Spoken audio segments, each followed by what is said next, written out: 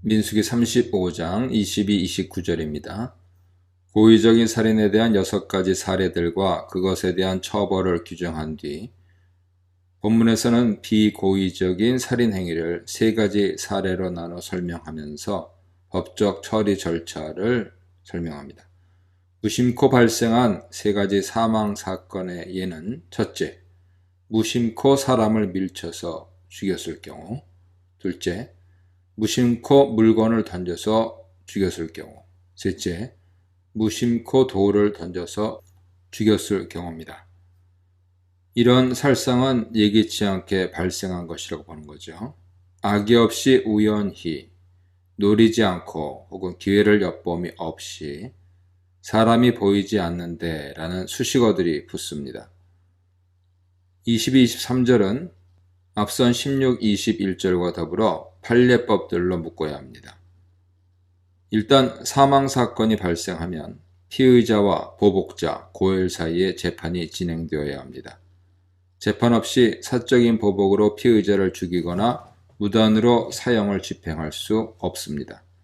아마 피의자는 사건 직후 도피성으로 몸을 숨긴 상태일 것입니다. 재판정은 그를 도피성에서 불러 재판을 진행합니다.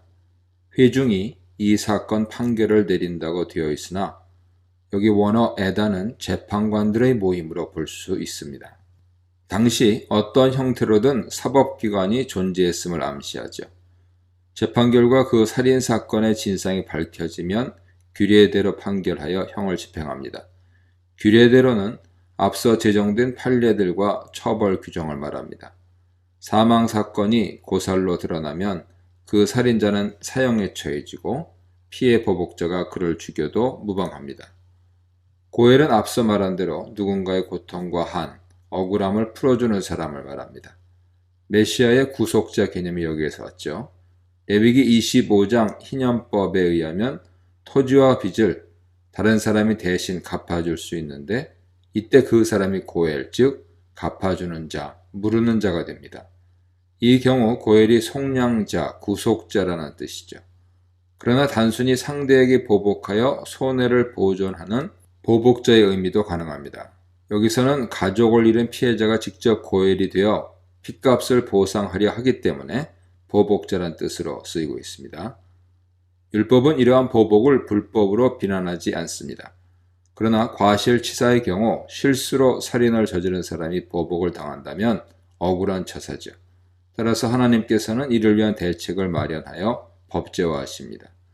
이 법의 취지는 결코 억울한 새로운 피해자가 생기지 않게 하고 인간의 악한 심성에 의한 무고한 보복의 악순환을 차단하는 데 있습니다.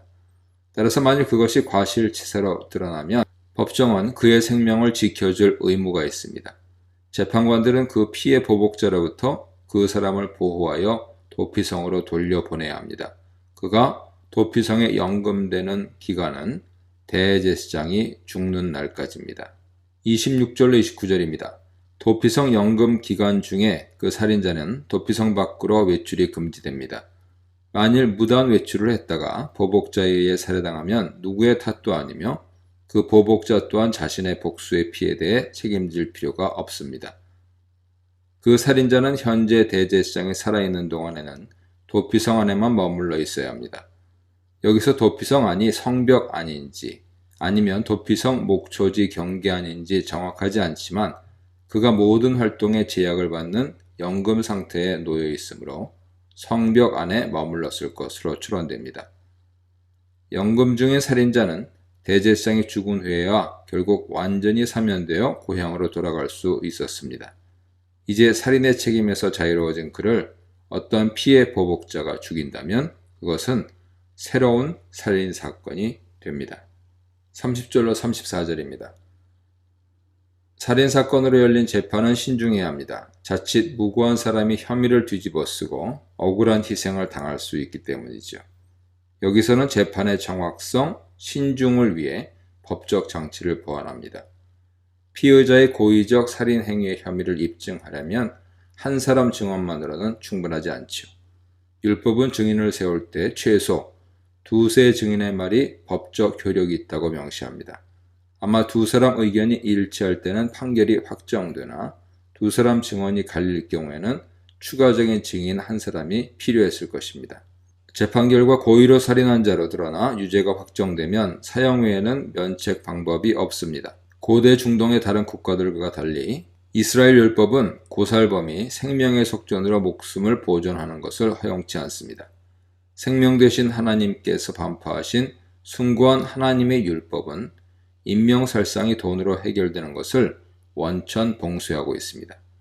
인간은 하나님의 형상으로 지음받았기 때문에 사람을 죽이는 것은 그분의 형상을 파괴하는 무엄한 일이죠. 또한 하나님께서 친히 호흡으로 불어넣어 주신 생명을 누군가 찬탈하는 것은 곧 생명의 주인이신 하나님의 주권을 침해하는 행위입니다. 따라서 인명살상은 그 어떤 것으로도 배상이 안 되며 그 범죄자의 생명만이 속전으로 지불될 수 있습니다. 고살자는 반드시 사형되어야 합니다. 이 원칙은 과실치사로 도피성에 연금되어 있는 살인자에게도 적용되죠. 비고의적인 살인을 범했기에 사형은 면했지만 역시 생명을 해한 책임에서 자유로울 수 없습니다. 따라서 그가 도피성에 갇혀 사는 동안 생명의 속전을 내고 미리 죄사함을 받을 수 없습니다. 대제사장이 죽을 때까지는 죄가 유효하죠. 33, 34절은 중요한 신학적인 진술입니다. 최근까지도 동사 키페르의 의미를 이해하는데 논쟁이 계속 있습니다. 키페르의 의미를 파악하는 데 가장 중요한 구절 중에 하나입니다. 도피성 규정과 관련된 오늘 문맥에서 이 구절이 의미하는 바는 분명하죠. 만일 누군가에 의해 무고한 생명이 희생되면 그 흘린 피로 인해 땅이 더럽혀집니다. 그렇게 피 흘림으로 땅이 더럽혀지면 그 피를 흘리게 한 바로 그 사람의 피가 아니면 속함을 받을 수 없습니다. 이때 키페르의 수동태인 예크파르가 쓰였습니다. 땅의 오염에는 성전의 오염도 암시되어 있습니다. 인간의 극악한 죄로 인한 땅과 성전의 오염이 임계치에 이르면 거룩하신 하나님께서는 더 이상 견디지 않고 그것을 떠나십니다. 내가 거주하는 땅을 더럽히지 말라. 따라서 시급히 이 무고히 흘린 피를 속죄해야 하는 것이죠. 여기서 땅을 속죄하다라는 말이 무슨 뜻일까요? 땅이 죄를 지은 것도 아닌데 왜 속죄가 필요합니까? 동사 키페르는 바로 이러한 해석의 문제를 일으켰습니다.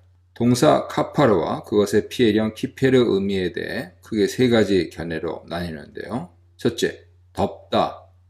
둘째, 배상하다. 셋째, 씻다 하는 의미입니다.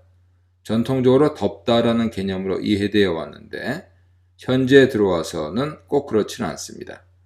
일부 덮다라고 하는 개념을 고수하는 이들이 있지만 대부분은 배상하다 혹은 씻다 이 두 견해가 양분되어 있습니다.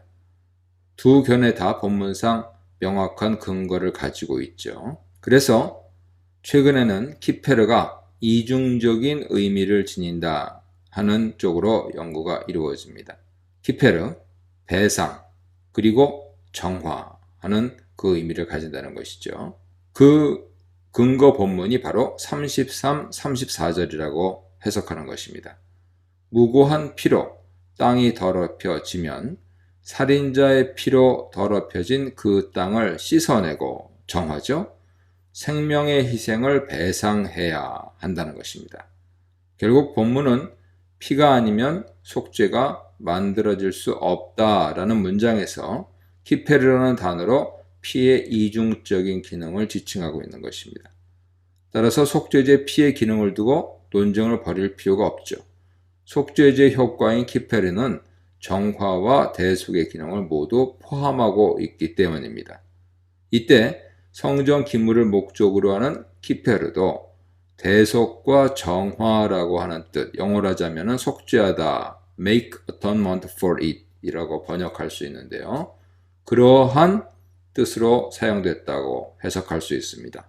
성물의 오염을 배상하고 그것을 닦아내야 정화해야 할 필요가 있기 때문이지요. 이 문단에서는 철저한 증거 보호받아야 할 비고의적 살인, 비고의적 살인 그러나 감당해야 할 짐, 철저한 책임 그러나 형제 사랑에 대해 묵상해 보시기 바랍니다.